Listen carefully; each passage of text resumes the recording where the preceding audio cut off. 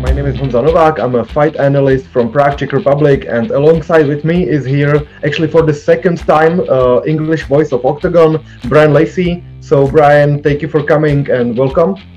It's good to see you again, my friend. I miss our morning coffees and conversations in the Bobby Centrum in Brno, which is where they all began. Yeah. I remember meeting you for the very first time in elevator, and we were discussing the fight between Brito and Bricek. Oh wow! Yes. Now we got Brito in title fight against Ronnie Paradiser, and Bricek is after his big victory in UFC and his big post-fight speech. Did you notice, or have you heard? Yeah, I saw it. Yeah, it's not the most, not a moment he might want people to remember, but I'm pleased for him. Very pleased with that win. Just recently, I found out that you actually live in Spain. So can you tell us about the place you live in and what was the decision behind moving from England? Yeah, so we live in Mallorca. So it's like mini Germany basically. There's so many Germans here, so it's a little way of me easing my life into the amount of time I spend in Germany now. But we just wanted to change. We wanted to live in the sun. England is in a strange place right now, like economically, politically, all that stuff. And for me, a big part was even speaking to people like you. The culture in Europe is to learn languages, and I've got a daughter. And for me, I'm so lucky that you guys all speak English, because whether it's the fighters or the coaches or the teammates, there's always somebody that I can easily communicate with. So a big part of it was for my daughter, so that she could live in another culture, learn another language, and live by the sea, basically. But you are really used to traveling a lot. You used to be a commentator in Russian organization, or rather promotion. But since we had a first episode, which was, if I'm not mistaken, in 2021, you became the full-time employee of Octagon MMA, or recently only Octagon. So are you happy with the decision? You are basically the face of English-speaking part of Octagon. So it's been a couple of years and you seem to do very well. I love it. It's, it was a big decision to kind of just be exclusive and work with Octagon. But I think everyone can see what Octagon are doing. I think, the shows, the level of fight. And again, maybe we can talk about that, because when we first met and talked, with all respect to the fighters that were on the cards back then, if you look now at the roster of fighters and the signings that Octagon are getting, I think it's on a huge trajectory of not just profile but even level of fight as well. So for me, it's great. I love it. I love being part of Octagon. It's a very special type of show. The people are great. It's it excites me, and that's the main thing. If I enjoy it and it excites me and I like the people I work with, then I'm a happy Bryan, and I'll tell you now, I'm a very happy Bryan, so that's a good thing. Every now and then I see some fight that you actually comment, either on professional or even amateur scene. Do you still call some other promotions, for example IMAF or something? So IMAF I haven't done for a couple of years now, and I do miss that. I do miss doing the IMAF, because it's a glimpse into what the future is going to become. You see the fighters coming through, and there's already so many that are already in Octagon, already in PFL, already on Brave, in UFC. So I do miss it, but again, it just didn't fit with the schedule, and I've got to balance having a wife, having a child, and traveling as much as I do. So there were some sacrifices that came with it. I still work with a little show every so often called UK Fighting Championships. That's Aaron Aby's show back in the UK, but that's just because it's Aaron Aby, and if I'm there, I'll do that, and it's a nice show to work with. But outside of that, it's just Octagon, and I say just Octagon. It's a huge job, and I don't just do the commentary, but help them with marketing, with social media, and even telling the stories of the fighters so they can make the content. So it's a bigger role than I'm used to with other promotions, but it's everything that I love about fighting. I get to talk about the fighters, tell the stories, interact with the fans, and hopefully help Octagon grow what it's growing right now. But there's one more thing you do, or you used to do, and it was a stand-up comedy. Are you still doing this part, or? I miss it. I haven't done it since. So COVID kind of killed comedy for a lot of people. It was when it came back, they were still doing social distancing or online gigs, and it was kind of the perfect storm. MMA was going like this for me, and comedy was having this weird downward fall. So I made the call to pull back from the comedy and just work on the MMA. But every so often, I'll be watching a clip or I'll see something, and I'll think of how that could be a bit. So I'm not saying I'll never do it again. I'm sure I will. And I don't know. I don't know when, but it's something that's always in you. You can't quit being a comedian. You can't quit seeing funny things or having that sense of humor. So I'm pretty sure it will come back at some stage. But right now it's all MMA. Okay, I'm just thinking of forcing you into telling us some joke, but you don't need to. I've got my guitar there as well. I could maybe do you a song in a second, but no, that's all good. Maybe afterwards. Okay. Just serenade you, look into your eyes and do a romantic song just for you, Hansa. Oh. Amazing. Okay, so let's talk about MMA. I think that's the reason people started watching. So I would like you to compare OKTAGON as a MMA promotion when you started. So back then, it's like 4 years from now, and the state of OKTAGON MMA may be leading MMA European promotion in 2025. So what do you think are the major differences, and what's better, what's maybe worse? But there won't be too many things, and you are not allowed to tell them even if they're. Yeah. They let you be pretty honest. You can't. I think you've heard Andre speak. He's never one to shy away from certain topics. But for me, it's such a crazy experience to come into OKTAGON when it was still locked down. So we were in that Bobby Centrum hotel, which was basically Fight Island for OKTAGON. And the first fight, or the first card that could have any sort of crowd, was the Cosmo versus Apollo fight there. And I think there was only like 500 people in the audience. So I'd experienced the people in OKTAGON, and it's a very young promotion as far as the people around it and the work for it. But I'd never felt the fans. So that was my first taste, and I couldn't believe the noise they made for that fight. And again, it was epic. And then I got to taste the crowds like at the Svanica and even Bratislava. And I realized that there's something very special between the relationship between the fans and OKTAGON.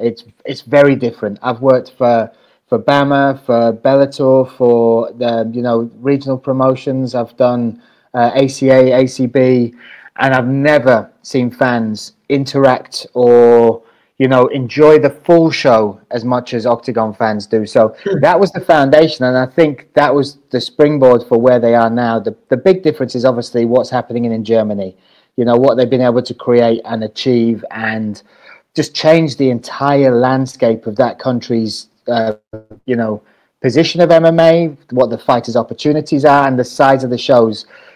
So for me, it's incredible how fast it's happened. And I know that you're from the Czech Republic, and to watch it grow from just your show, you like it was the Czech Republic, Slovakia, it was your fight show, to what it is now, which I think is the biggest show in Europe. You can't put 2 stadium shows on in 1 year, plus expand into a new territory, plus sell out a 60,000 seat stadium, and people not say that you are the biggest show, because no one else is doing that. And I know that from experience. Even PFL, if you go to some of their shows outside of France, which I believe they do very well, and if you look at the last one, they're struggling to sell tickets. They're struggling to put on the size of events.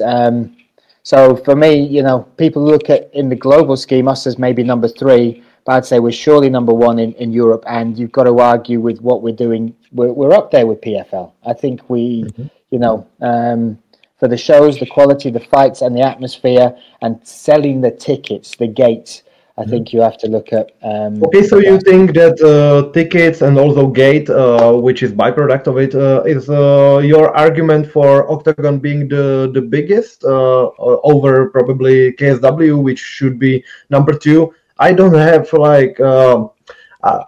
my opinion is I see them right next to each other. There are some differences in production for OKTAGON, etc. But I'm not really the one that should be having a big opinion. And and tell it to people. So if someone told you no, KSW is number one, what would you answer? And what would be your biggest argument for OKTAGON being number one? I think you have to take a look at ticket sales as well. I think you have to take a look at the arenas we're filling, the cities we're going to, the consistency of the shows, the platforms we're on, being on a major TV platform like RTL, not just the RTL Plus, but getting to go on free-to-air TV as well. All of those add up, and I think the consistency, if we were just doing one big show a year or two or three, then you could kind of go, okay, it's neck and neck. And I think KSW are fantastic. I think they've done amazing things. They were, I believe, the number one in Europe. They were leading the way as far as putting the stadium shows on, daring to do that in big cities. Some of the fights and the stuff that the fighters that they signed are phenomenal. But I think if you look at the consistency of what we're doing, the scale we're doing it at, that's a huge argument. And people kind of compare us because they will now, especially because we're going to Poland.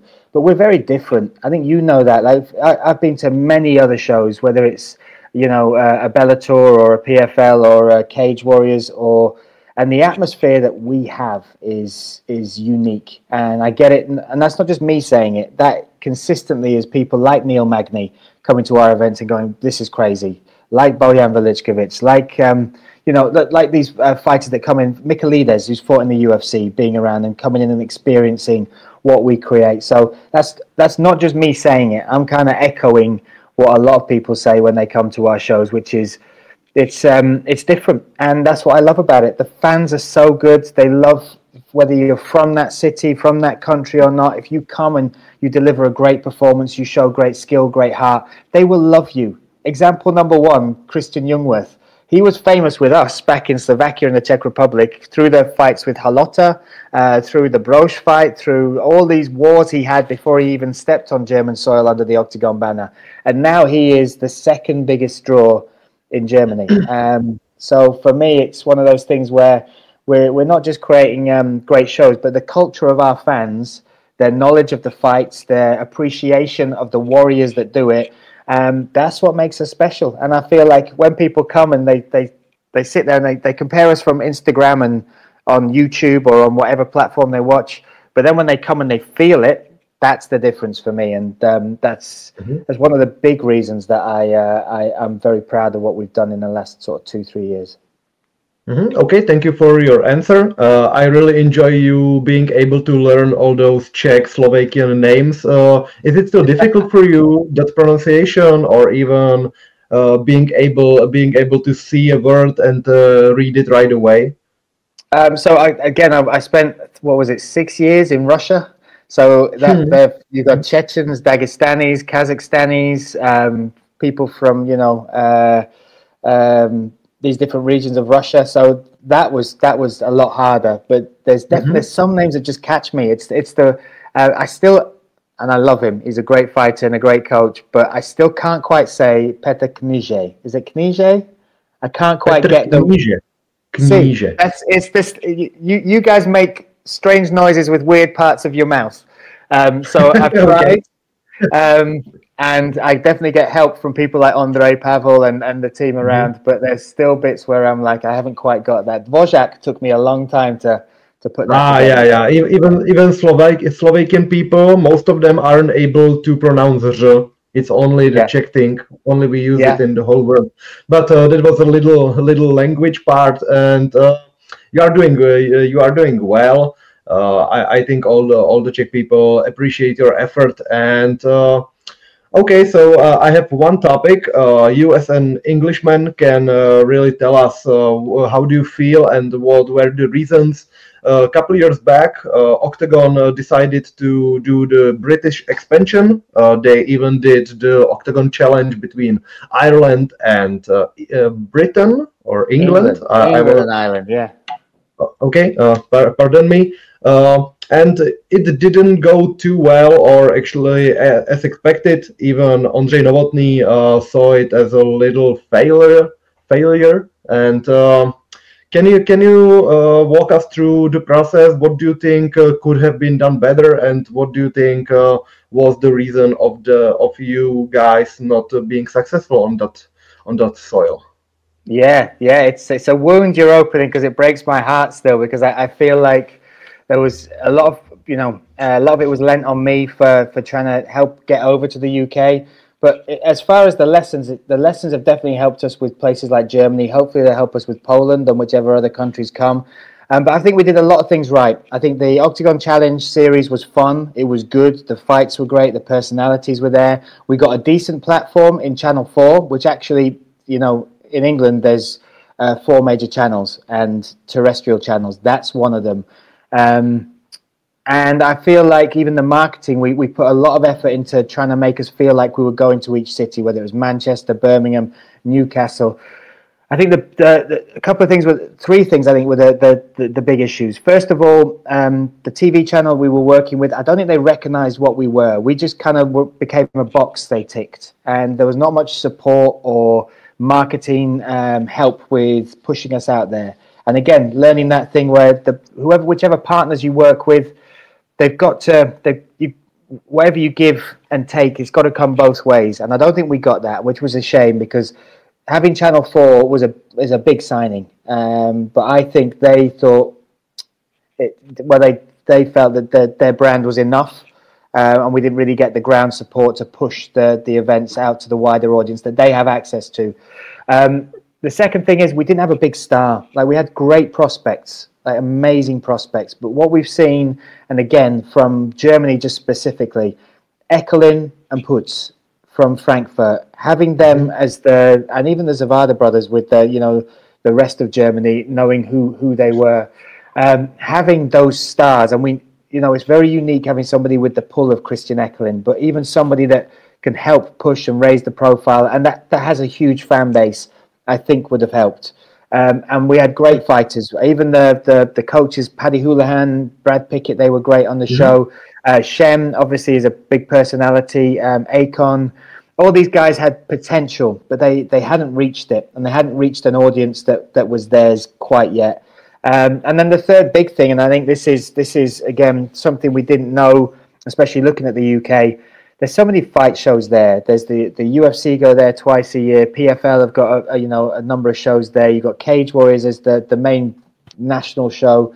And then in every city you go to, you've got bare knuckle, kickboxing, Muay Thai. Every weekend you can find a thing. So that gave us a thought that the market was there. But the economics of the UK are not where Germany is. And that was the big issue.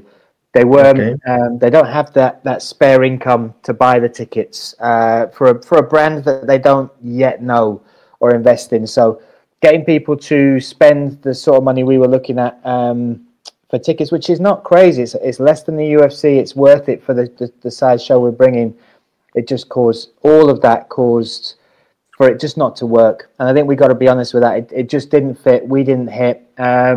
But we took a lot of lessons. Those lessons have definitely helped us in Germany. They've already, if you look with Materla being signed for Poland, and also the size of the arena. We started in a 20,000 seat arena in England. Now we're going to Poland in like a 5,000-6,000 seat arena, which I think is right. Go in there, put our show on in a place like that with somebody like Materla to be at the front of it. So yeah, it hurts that it didn't work, but I think as expensive as it was, as Andre will tell you, I think the lessons we've learned have definitely helped us create the market in Germany, and hopefully whatever country we go to now, it will be positive from that bad experience. Okay, so you think the differences in expansion to Britain and Germany are so economics, big faces, and also being taught the hard way from British expansion and doing it step by step, basically.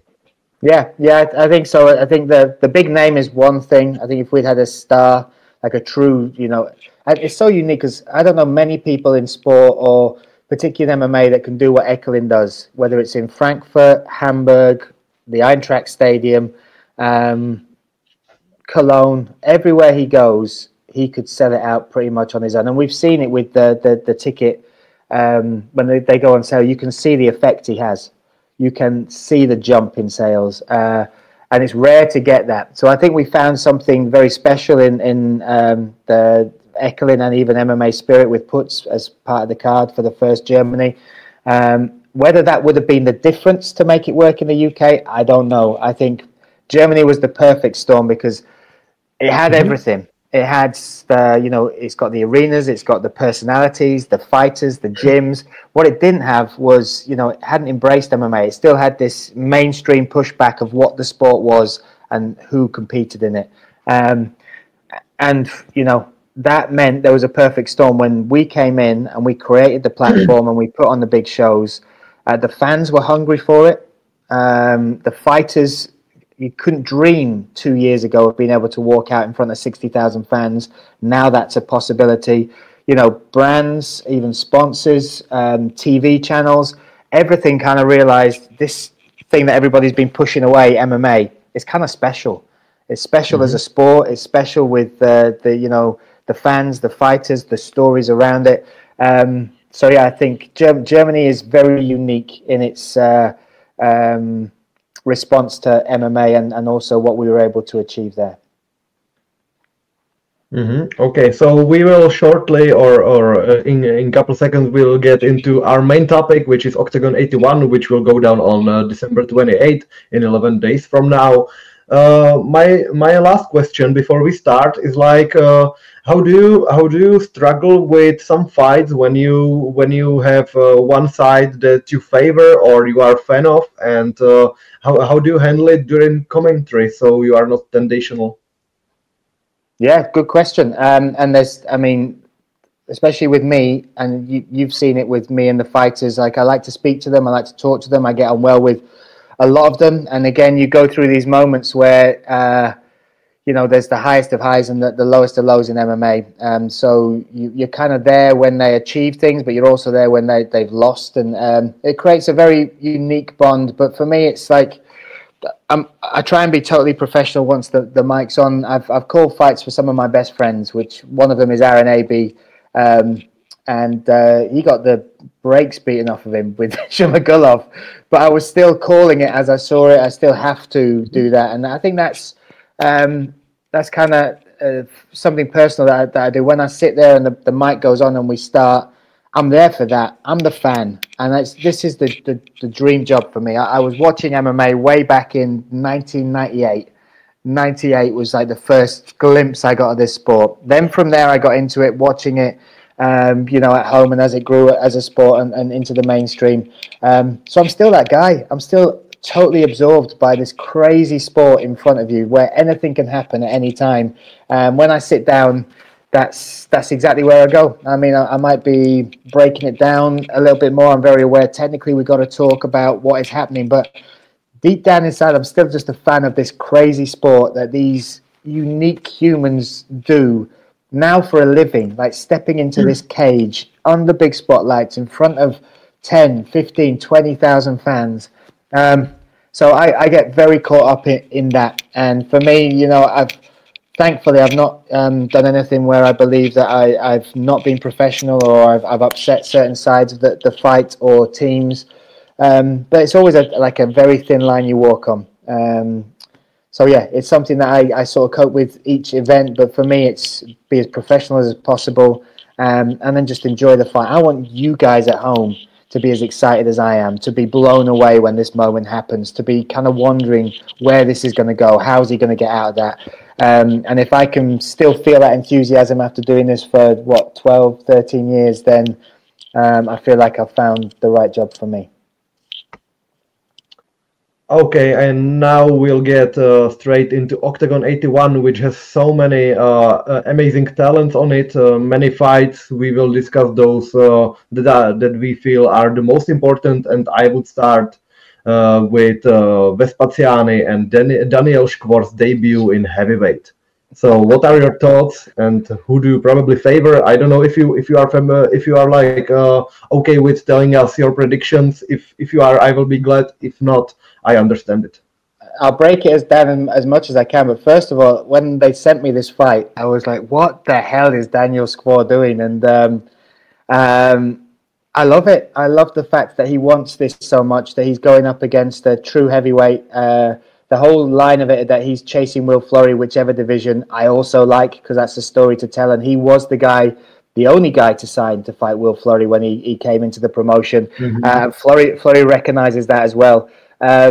I think this is a very difficult fight, because when I saw Vespasiani in his last fight, he moved from more like the kickboxer to very much a grappler. Though I know he was taking on a beast of a human being, and the ideal way would be to take him to the ground. But the way he did it, and very Putz-like against the cage control, taking him down, grinding him out, opening up the opportunity, which shows me the evolution in Vespasiani. So for me, it's a great fight. I think Daniel Skvorr in Prague in the O2 is something special. There's certain fighters that when they come out, you feel that relationship. And I've seen him. I remember the Stvanica, the off the cage knee knockout of Strompolis, right? Was that the guy? Yeah, right. He fought?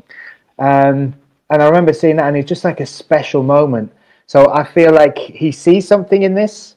I think he's definitely evolved from just the kickboxer into an MMA fighter now. And he wants it for a reason. I think Vespasiani as well, fighting in the Czech Republic, is a great thing. He's already becoming quite a big star in Germany through his military relationship, and also through his relationship coming out of MMA Spirit and training with Putz and Ekelin. So I love it. I'm fascinated to see Skvorr at heavyweight. I've watched him back. It was last week. Somebody sent me some fights from him in K1 and even Muay Thai way back at heavyweight. So he's not a stranger to this, and he trains with big guys all the time, right? So he's with your Vermolas, and he's with Petrashek and Martinek, all these guys. So I don't think he's going to be worried about the size. And he is so good at striking and so good in the fight. He's got so much more experience than Vespasiani. So for me, this is a great fight. I think in Prague, Skvorr is hard to beat. And Vespasiani, if he underestimates a light heavyweight coming up, particularly Skvorr with his skill set, that might be a huge mistake.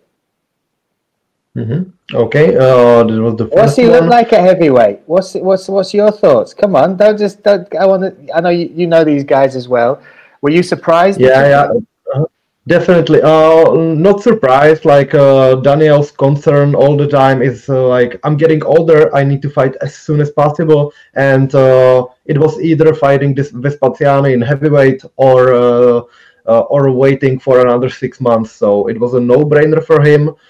He's actually used to fight after Christmas, so he was okay with this. And one thing I find hilarious about Daniel is like, he's always so opposition of confident. Like he has so much such a low self-esteem. He's like, fuck, I'm so tired. My hand is almost broken. I cannot sleep. Like I have flu. I will lose by a submission. And then he goes in and he totally brutalizes the person with the knee, and it's total opposition about what he says and what he's doing actually in the fight. So it's always amazing to see him saying like, I'm so ill, I didn't sleep well for 3 days, and then he goes in and wins by first round knockout. So I always believe he's gonna do very best, and I think he's able to pull it off this time. He also owns the fastest submission in light heavyweight history. That's crazy, right? I remember that fight. That's a good. He's using that dilemma. Nobody wants to stay against him in the clinch. So what they do is like they almost something like panic shoot, and he uses that moment for that ninja choke. It's great addition into his game. I like it. But my favorite moment of that was because he was in the red corner, so that the English commentary is right beside the red corner, and it happened so quick, and he kind of dropped the guy, and I looked at the whole team, Andre Rans, and they weren't like cheering, they were laughing. They were kind of smiling like he's done it. They're coming here. This guy. Yeah, this guy in particular. But it was great. It was a beautiful moment.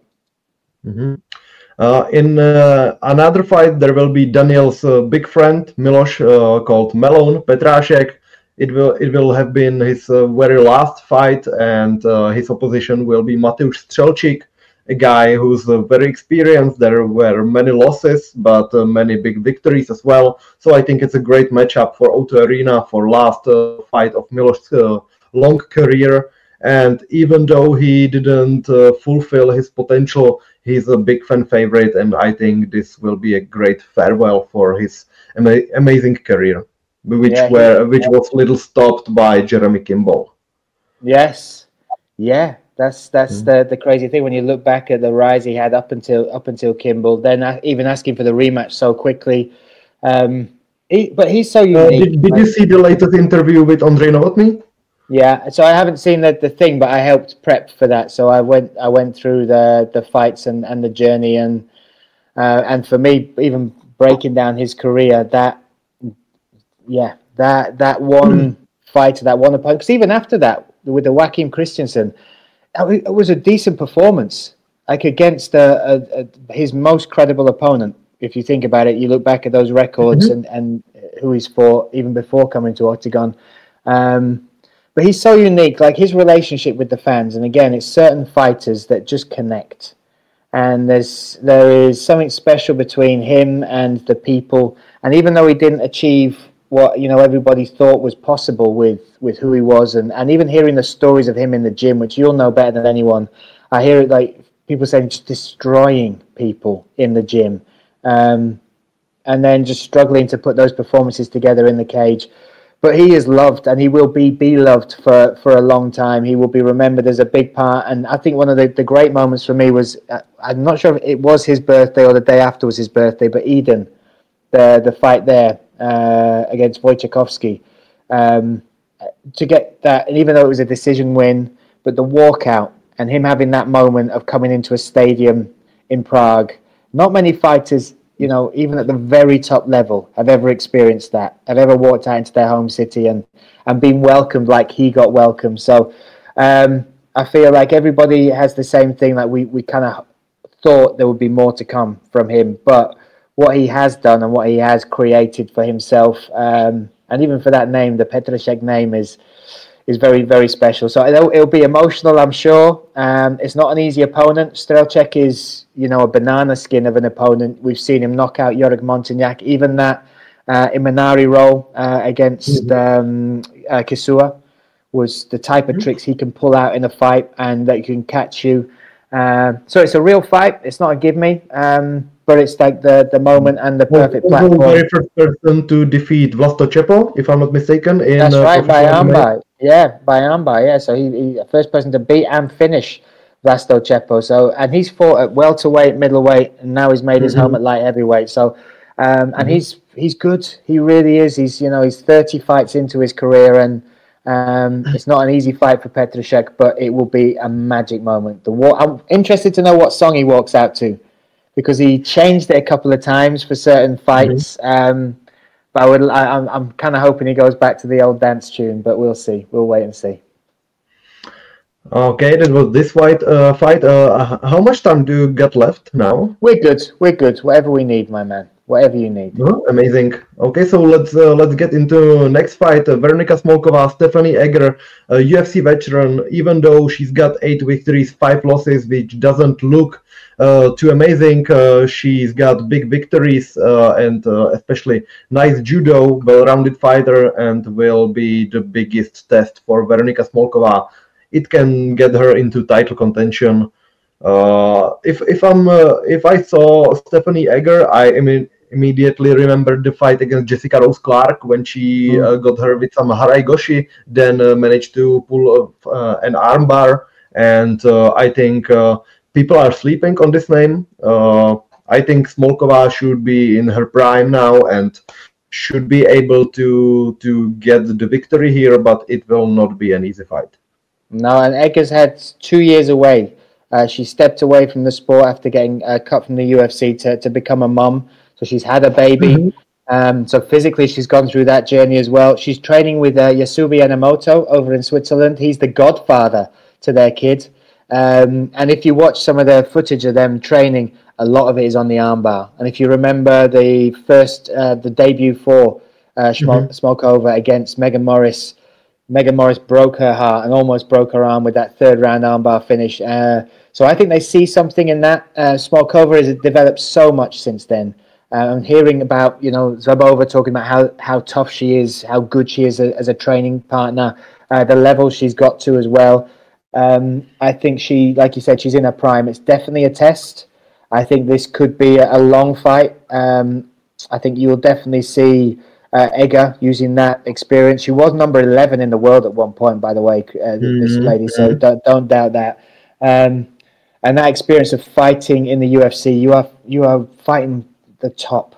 So she will be coming in here. This will be a taste of what she might see as, a step away from that level of competition. But it's the bar. Is Smolkova able to get past it? If she is, I think whoever wins this, because I know Egger's on a multi-fight contract, if whoever wins this, for me, there's too many vacant belts. We need some belt holders, and I feel like this should be the decider for who will be one half of that fight. Before Smolkova got into Octagon, I think you called her fight in Frank Mir's promotion. Is that correct? Yeah, so in United Fight League over in America, yeah. So I called her fights then. She was upper weight class and fighting, much more experienced fighters. And again, I think she was there on her second pro fight, maybe second, maybe third. So the record she got there, but she won 2 fight of the night bonuses, and she was a beast. She became like a fan favorite over there. Like in a little part of Phoenix, Arizona, people knew Veronika Smolkova. People came to watch her fight because of the way she fights. So I feel like maybe that was, if you look at the record, not the ideal time to do that or to fight that level of fighter. But she was a beast then, and now I feel like she's becoming fully formed, and the pressure she brings now is insane. That last fight, she broke her opponent mentally before she got that win. So yeah, I love this. This is a true test. And again, Octagon are great at building stars, particularly if you look at the Czech Republic and Slovakia. And we need the next generation of stars. And this, for me, will tell us whether Smolkova is the real deal. I remember Smolkova being in Reinders and training a couple of years ago, and the improvement she has managed to make is tremendous, especially under Robert Bonidelic, who's a Slovakian BJJ ace. They managed to get better in clinching, being very offensive in that area, and also being a threat on the ground, because you cannot be only defensive as a striker. You need to make some threats and make your opponents respect your game in these parts. So at that time, I wouldn't think she would ever get on that level, especially seeing her sparring with Teresa, etc. And I just mentioned Teresa Bleda, who just lost in her last fight in UFC. Probably will get into other promotion. Do you think she might get back into Octagon and immediately into title contention? They might fight in the near future. She's that good, and also she was the youngest fighter ever to headline one of the cards here to claim the belt. I wouldn't see why not. I think she's tremendous, and even just her personality, a dedication to the sport, and the UFC is so hard. And when you're that young, that dream doesn't have to be over for somebody like her, because her dedication, her skill set, and maybe it's just the experience that's lacking. But I think it's, you look at Martin Buday coming back to Octagon. There were many other offers. Even Glory Kickboxing made him an offer to come and fight for them. But I feel like, for certain fighters, this is like coming home, and it's changed so much. She was, again, from the era of lockdown, from fighting on no shows, and now the stadiums, the fan base, the profile of the promotion is so much higher. So I would be extremely pleased and happy if she were to make a return to Octagon. Okay, so let's see what's the next step, and probably just shows you that's still a big difference between Octagon, maybe championship level, and the UFC, where you get someone who is not that famous, isn't even in the top 15, and they still could be champions here in European promotions. Even though the level is getting higher, there's still a gap between other promotions and the UFC, which gets the youngest talents, and it will always be a thing, because you got people that just turned pro and they are already seeking their future in the UFC, and these promotions are just platforms platforms for them to get there eventually. Yeah, I think as well with the female divisions, they are also growing so quickly that when you make the leap in there, if you look at in particular in those lower weight classes, then I feel like that's where you can feel the difference. As you go further into the more common weight classes, the bigger ones, I feel the gap is a little smaller. There'll always be a gap as far as when you look at what the UFC is to MMA. It's like its own. It's almost impossible to compete with something like that because of the control they've got and also the market share they hold. But yeah, I think when you step in, especially with Teresa, to go from the domestic scene to the international one, and particularly to fight over there in America against the tough Brazilians, the tough American competition you got over there in those categories, it's hard. But she is great. We know she's good, and you've seen it firsthand, her dedication, how skilled she is, passion for this sport. So it's one of these things where right now it's the cliche, like it won't feel like it's going to help you in the future. It's going to sting for a long time. But she might look back at that moment, even that experience, and that might be the best thing that's happened to her. And with the way she is, she's not a quitter. She's a hard lady, and she's so good and young in the game that I feel like it's going to be one of those moments where she looks back and she might be grateful, because I don't think that will be the last people know about Teresa Beleda. Definitely. Okay, so let's get into the higher placed fights. Let's start with a controversial celebrity series fight between Pavel Prime Paya, Spicy Paya, I don't know at the moment, and his opponent, whatever it is. Yeah. Okay, his opponent will be Ondřej Raška, called Andres. First of all, when we talk about, let's call him Spicy Paya, how many interviews did you actually see that were with British or English subtitles, and are you able to consider the things, statements he spoke? I've had some of them broken down. I've been pre-warned in some content meetings that there's stuff going out which might upset Rashka, or that is kind of controversial.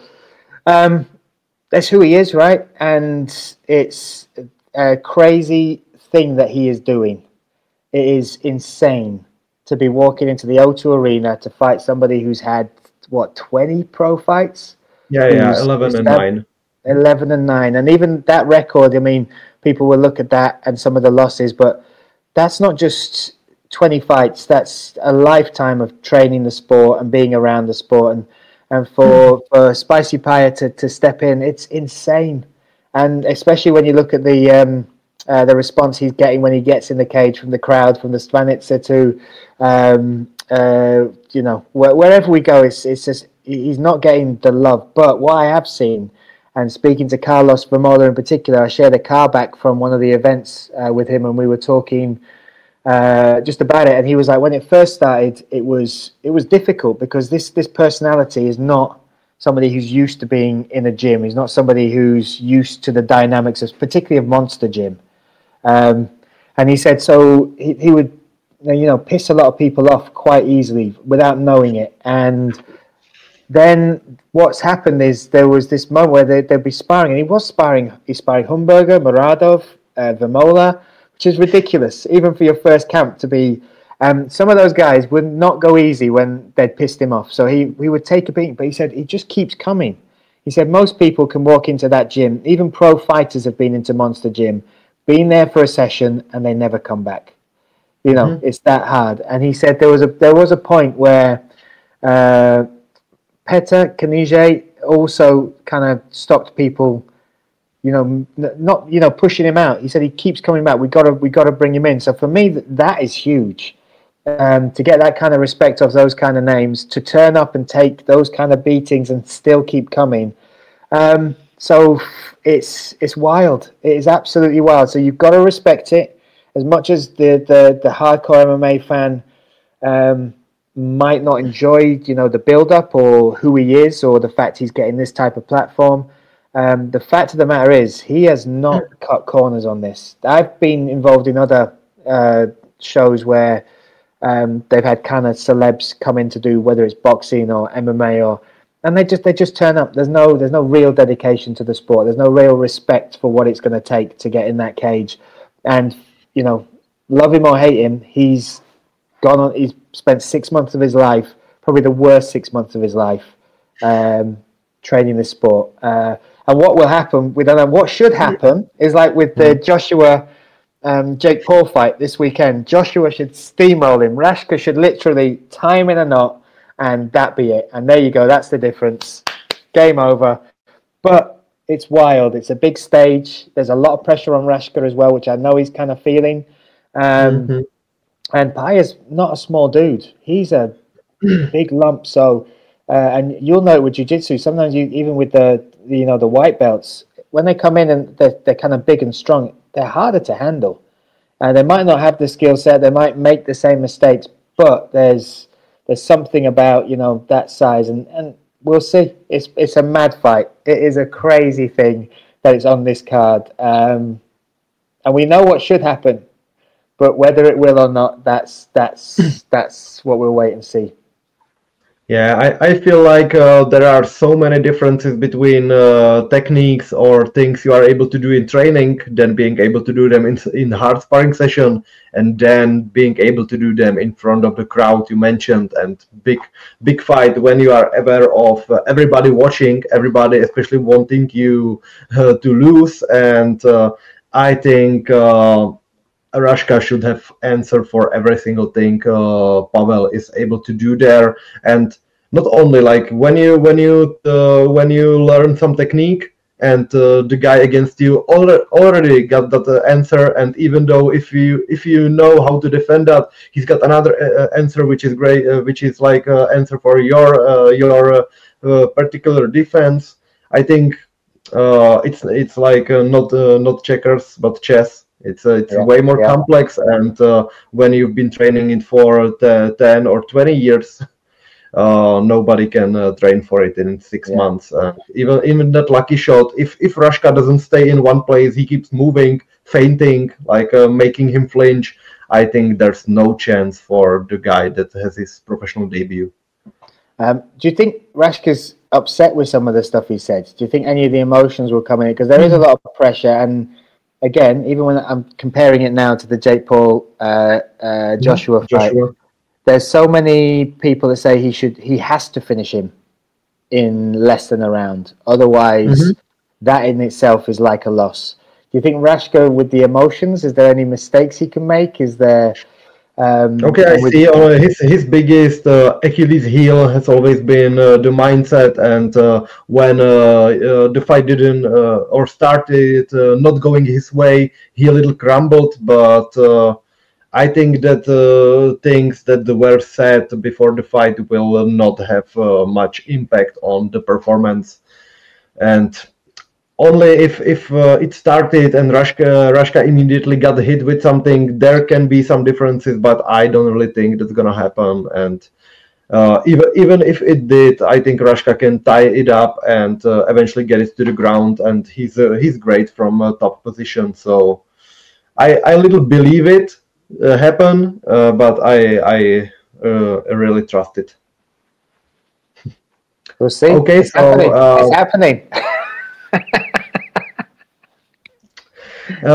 Patrick Kinsel, Robert Pukac, number 2, rematch after 10 years. I just finished watching the documentary they made. I don't know if it's what's the name in English? It's like Showdown. Yeah, Showdown, Unlocked Showdown. Yeah. Okay, very well made, and those guys went long journeys since their first fight. What do you think? I think it's mad just where Robert Pukac is now in his career. I think that's, you know, a huge part of this. The guy I remember calling the fight in, where were we? I think it was Octagon Prime 4, the Youngworth fight. So near Bratislava. So we were there anyway, and I remember him quitting, and I genuinely thought that's it. That's because it's not just the fact you're stopping the fight in that way. It was the way he did it. It was the emotions around it, and then all the story that's going on outside the cage. And And sometimes it's not the beatings you take. It's also it's life that stops the fighters reaching their potential. And sometimes it's that. So for me, that was almost him, in my eyes, said and done. And then to come back in the way he did, and against Deirdre, who I know very well, to take the amount of punishment, the leg kicks, to stand toe to toe with him and win, like beat him toe to toe, was something. Then calling for Cosmo, and we were all like, okay. And then Cosmo accepted it. And then what he did in that fight, we were all kind of, even at that point, we were still kind of like, was that because Cosmo's not where he used to be? Is that? But then he calls for Ekelund and he gets it, and he does what he does. Despite the weight miss, the fight still happened, and he looked great. He looked good. That trajectory at this stage of his career, with all the stuff that's happened with him, is insane. So for me, and now to call for Kinsel, and I think he thought Kinsel was coming down. And now Kinsel's said, no, you can fight me, but at middleweight. It's mad, but it's possible. Pukac is a crazy built human. When you see his legs, he's got these huge thighs and like a lot of power from his striking. He's now utilizing that to get these finishes, to get these KOs. And he's got momentum, and he's got confidence, and he's happy outside the cage. His team are doing well. There's so much on this that I think Pukac has manifested from that, lost 10 years ago. And then, like the showdown shows, where like Kinsel's in the opposite trajectory.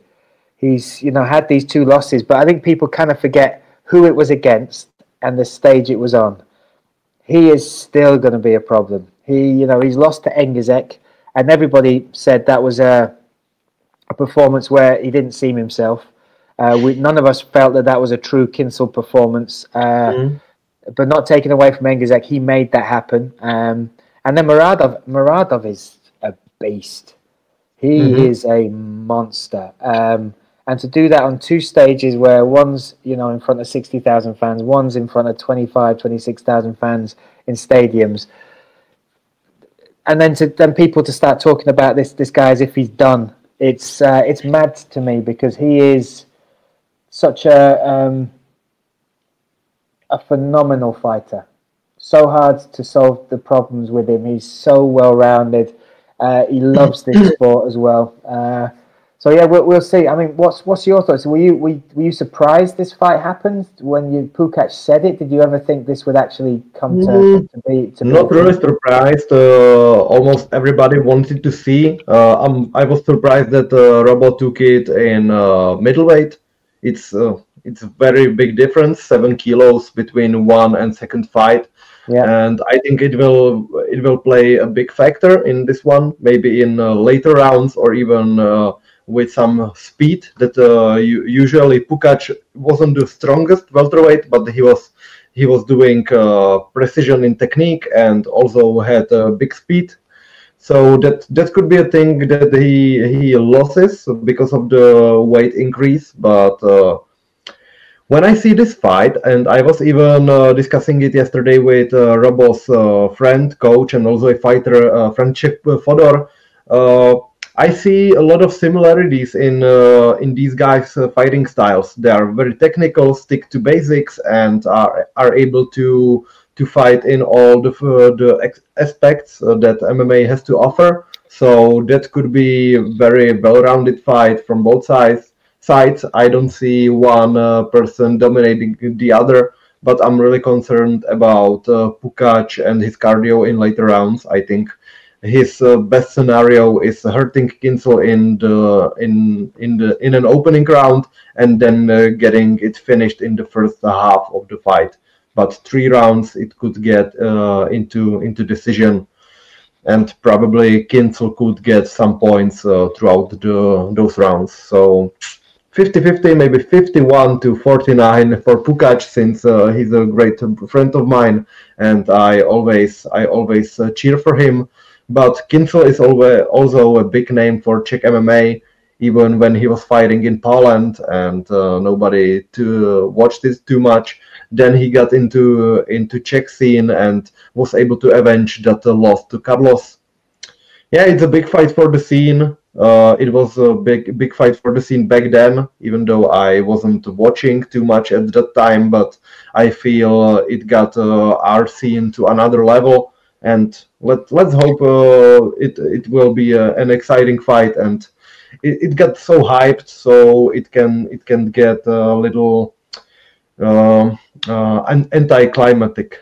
Yeah, we shall see. I think the size thing that you mentioned is a big one, because I saw Pukac at a couple of events. I think Bruno was one of them, maybe, but he was huge. He was the one that looked like the middleweight, like totally. Like, and Kinsel looks a lot leaner than I've seen him that far out from a fight before. So yeah, let's see if he can manage that size, and not just manage it, but fighting at that size is a very different thing. Your engine feels different. The adrenaline, even, you know, that dump is going to feel a lot heavier for Pukac, but we'll see. I love it though.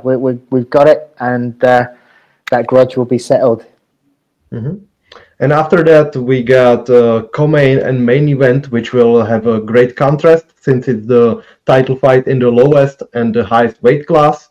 We will see big difference in speed and power also. And first one is the flyweight title champion Zalgas Zumagulov, or Zhalgas Zumagulov, I'm not really sure, and Czech hope for a title holder, David Dvořák. Both of them are UFC veterans. And one thing I started thinking today, what if Patrick Kinsel, one of the best friends of Dvořák, loses or lose, and then Dvořák, knowing that his best friend is having 3 losses in a row, goes in there. Does it impact him, do you think? Yeah, we were even having this talk about like the cornering, like trying to think back to when Dvořák's not been in Kinsel's corner as well, and vice versa, like where they've not been warming each other up. And so I think that's going to be unique, because you've got Cole, who's on their team, is one of the stars from their gym early in the card. And then for that separation, that's going to be interesting, because they do need each other. Like, it's something you've seen. They've definitely been able to help each other through fights, through tough moments. Yeah, it's a factor. On the flip side, if Kinsel wins and comes back to the locker room buzzing after a big victory like that, that could impact Dvořák stepping out there. So yeah, it's a factor. It's totally a factor. We even talked about it for social media, like how we're going to follow this, how we're going to follow these stories, because they could cross paths like this. As Kinsel's going back, doing the media and doing the final medical checks, Dvořák might be coming out to fight for that belt that currently hangs on Zhumagulov's shoulders. So yeah, it's a factor, and we won't know how much it'll affect him until we know the result of the first fight, and then the performance of the following one. Again, both guys have really similar journeys. Both of them were in the UFC.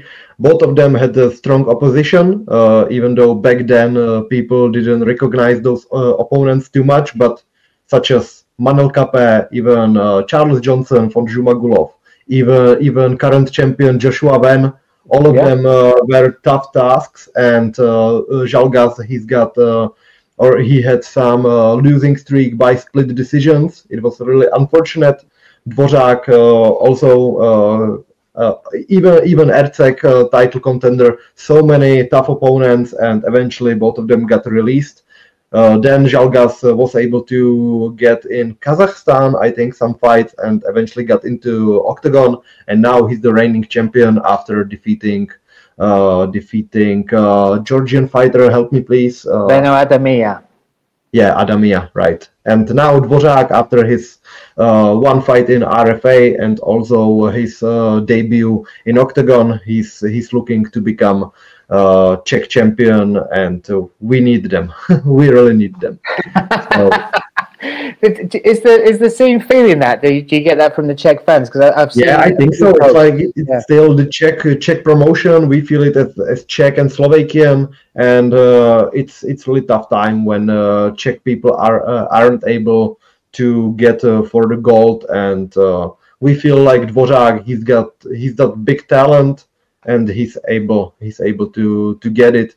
But again, this fight is very, very tight, and I wouldn't be surprised seeing each of them winning. Yeah, for me, again, when we talked about when I first joined OKTAGON, to see a fight like this come together as a co-main, not just as the main, but as a fight on the card. These two guys, I think they're both great. Zhumagulov is such a character.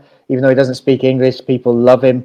You look at the way he fights as well. That fight with Arenabi in particular, the pace he kept for 3 rounds. This is a 5-round fight, obviously, but the pace he kept for 3 rounds, how hard he hits, how fast he is.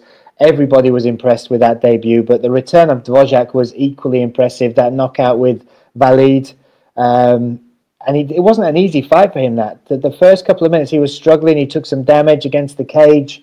He didn't look the best, but once he got the space, faking that uppercut twice and then coming up with the overhand right.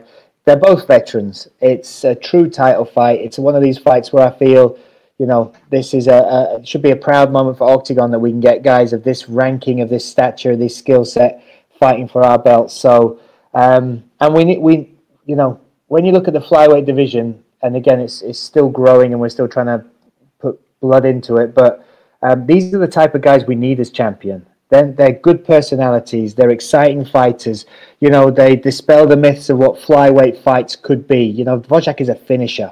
That's difficult at that weight class.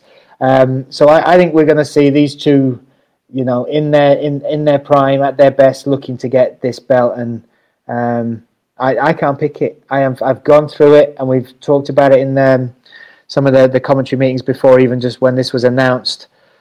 I think it could be a case of, whoever's game plan comes in better that they can implement, whether Dvořák can connect and actually hurt Zhumagulov, but he's so hard to finish as well. And then pace. I think this could be 5 rounds. Who can keep that pace for 5 rounds? We've seen Zhumagulov do it in his fights against Ademir, and also with the 3-round fight against Arenabi. But I think Dvořák is, with all respect to Ademir, I think he is a different beast. So, coin cost for me. I mean, Zhumagulov is certainly hoping he will be able to get the belt back to Kazakhstan, but it will be a magic moment if we crown a Czech champion before the end of 2025. Very well said. And let's get into main event. Heavyweight championship between Will fucking Fleury and Martin Buddy Buday. It's good to say it, right? It's good to say it. Yeah. Fleury. Temptation, and I wasn't able to. Okay. Earlier I mentioned there's a gap between level of other promotions and UFC, but this card is showing that even OKTAGON level is very high, and Spicy Paya also. So. Okay, this fight, one of the best light heavyweights in Europe, and then also the heavyweight champion. Even though he fought against Todev, who isn't the biggest heavyweight, but still he managed to become double champ. Will Fleury and Martin Buday, who even though he won against Buchecha, he didn't get his contract re-signed in the UFC. And now they are battling for absolute best heavyweight, probably in Europe, but actually or in OKTAGON promotion. So first of all, do you think there will be huge in terms of speed, some difference in favor of Fleury? I think the speed will be there. I sat between them for the face-to-face, and it blew me away. Looking left and looking right, like Buday is massive. Like there are some humans that just look like they're not human, and Martin Buday is that guy. He cuts weight to make the heavyweight limit, and Fleury he was a middleweight, but now he's gone to light heavyweight, claimed the belt there, fought Todev, and again I think he weighed 108, and Todev I think was 110. So again, they were kind of even there. There's going to be a big weight difference. So Fleury will need the speed advantage. Sorry, you got my dogs in the back there. Fleury will need the speed advantage. And to keep that, he can't get tired.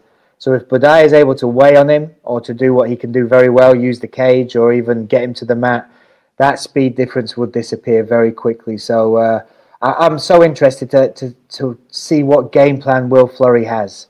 Because you can't go and fight Buday like you fight a Todev or like you fight any other guy. This is a true heavyweight, and heavyweight at UFC level. I think we all were kind of shocked that Buday got cut. We all know how good he is. So for me, it's like, what's the game plan? And he seems to have something in mind. He's talked about seeing holes in the game. He's talked about, ways that he'll be able to exploit what he's got over what Buday brings. But for me, it's fascinating because it's David and Goliath. Even though we know Fleury is the heavyweight champion, we know he's a light heavyweight. We all know he's a light heavyweight. So for me, it's going to be so interesting to see what that game plan is. And part of it has to be avoid any close contact with Buday. If he can get hold of you and he can use that weight for 3 minutes of one round, the next 22 minutes of the fight over these 5 rounds are going to be hell. Because that gas tank will go, that speed advantage will drop. Your power, everyone says it stays, but it's not the same. If you haven't got the speed to connect or surprise, that fades as well. So that's for me the fascinating thing. What game plan has Will Fleury got? What's in his mind? Because he wanted this fight. I was with him at the Svanetto, and he's talked about this on interviews. He came there to corner Federico against Cole at that event, but he was in negotiations or chasing a fight. There wasn't anybody who'd accept him at light heavyweight. They talked about Buday, but it was always a fringe thing, and we knew the other promotions were offering as well. So he thought that there was no fight on the table. But the one he wanted was Martin Buday. He was sat with me, and I had a coffee, and he was sat talking. He said, "If they can get me that fight, that's the one. That's everything that I want this to be." But he was like, "They won't get it. PFL are going to offer crazy money. ONE FC are going to do this." And then they surprised him in the cage. And, you can act fake surprised and get away with it. But when I saw him afterwards, he was buzzing that they'd managed to sign him and that this was the fight that they were going to make. So, it's a fascinating one. But like you said, it's another example of the growth of Octagon. To be able to have this as our main event for the end of the year is it's kind of like a marker of where we are and where we've come. But from what you said, it sounds like you think that Fleury can only win inside the distance with some finish. Do you see him winning by decision? No, I can see a decision as well. Again, speed and movement. You can, we've seen that with some of the great fighters in MMA, whether you jump into Dominic Cruz or someone like who wasn't a big finisher, but was, very good at dominating the space and using their skills. I think Fleury is very good, and we saw it in the Todev fight a little bit with using the range, closing the distance, getting in, getting out, and he's got to do that. For me, what I was trying to say was that especially when you've sat next to Buday, you can't get put under that weight because you can't carry it. You can't carry it for a minute. You can't carry it for 2 minutes because it will take and it will sap your energy. I think Fleury has the skills to see this through with a decision if he can avoid those moments. He's got finishing power. He's going to test the chin, I'm sure, of Buday. But it's a mountain he's climbing physically against somebody like this. So people will be looking at Buday with the power and the size, and particularly when you look at some of his fights, particularly the UFC ones, he's very good at controlling. He's very good at getting a decision and using his size to do that. So I feel like he's got pressure to put on a performance that shows the world he's more than that, and that even though the era of Octagon that he came from and dominated and finished every fight to get the belt is now different, the level of fighter are up. I think there's pressure on him. But the fascinating thing is that, because me and you both know that Fleury's weight class is light heavyweight. It really is. He's the heavyweight champion. He beat Todev, but now he's against a UFC level heavyweight. So I can see Fleury winning it by a finish. His jiu-jitsu is much better than people know, even with his hands. But I was saying that you've got to avoid that size of Buday. And on the flip side, Buday has shown us he's got knockout power. He's got submissions. He's training with the best in the world in Tom Aspinall, with Deji and Modestus, James Webb. Yeah, he's not in that camp because he's, okay. They know how good he is. So yeah, I love it. I've got no idea how it will go. I'm fascinated at the game plan. But we'll see. What's your thoughts? What do you think? I will continue with the training camp. Unfortunately, this time he couldn't get there since Aspinall he's about to have another surgery with his eye. Phil de Vries isn't in fighting camp. Ante Delia, he just got his fight announced, but wasn't at the camp at that time. So he decided to go to Poland. I saw him training with Surdu, who also can fight from Southpaw, and some other guys. So this time he couldn't get there, which is a little unfortunate for him, but I probably think that we should see levels in this one. I can imagine Fleury getting it in the very first round, since that speed advantage should be very visible, but I probably favor Martin Buday from all the things you mentioned. Like, unfortunately, the uglier the fight will be, the better for Buday, and he needs to do what he needs to do. But probably, again, a very tight matchup, as all of them we mentioned, but I see Buday winning in this one. There we go. I love it. But again, this was breakdown of Octagon 81. I highly recommend everyone watching it, buying pay-per-view, or going in attendance. This was Bryan Lacey, great addition to Octagon MMA, English voice of Octagon, as I said many times. Thank you for your appearance, and maybe in the future one more time. Let's go. Appreciate you. Thank you, buddy. Thank you. Have a nice day. Bye.